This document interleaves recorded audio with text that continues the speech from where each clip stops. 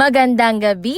For today's video ay samahan nyo kaming gumala dito sa Expo. Ang Marinduque Expo ay matatagpuan lang dito sa bayan ng Buwak. Iba't ibang exhibits, pagkain at mga souvenirs mula sa Marinduque ang inyong makikita dito. Ay parini na baya at kahit ring lola ko'y 90 years old na ay gustong gusto pang gumala dini. Sama-sama nga kaming gumagala dito kasama yung mga pinsan ko. Basta't ang unang-una muna namin gagawin ay manood ng sinakulo. Ang sinakulo ay tradisyonal na dini sa amin. Ito ay pagsasadula ng mga pangyayari hinggil sa mga dinanas ni Jesucristo bago at pagkaraang ipako siya sa krus. Pagkatapos nga ay humanap agad kami ng makakainan. Bukod pa rito, maraming stalls ang nagpapakita ng mga produkto na nagmula sa Marinduque. Kaya guys, pasyal na rin kayo. Syempre, hindi mawawala ang live band. Naabutan nga namin dito sa Kimochiko yung mga tito at pinsan namin. Kaya pag kami nagkakasama-sama, ay talagang hindi mawawala ang banding. Minsan lamang naman, uy.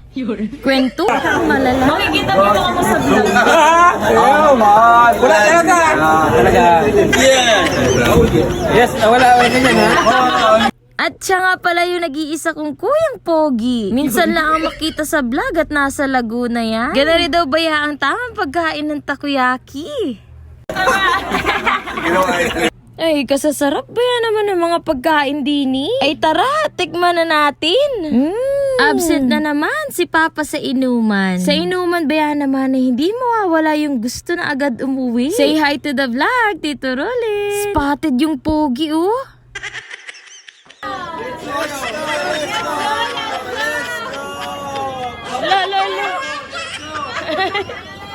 Si Tito Idil nga pala yan, from Laguna at si Kuya Ata.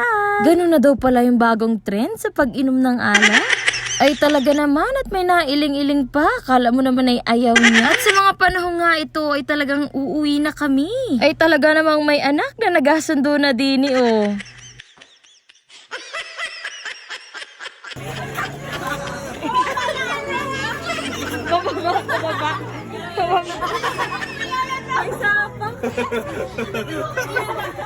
Siyempre, at it's a prank lang talaga yon dahil nagpapatawa lang talaga sila. So, hanggang dito na nga lang po muna tayo mga guys at salamat po sa panonood.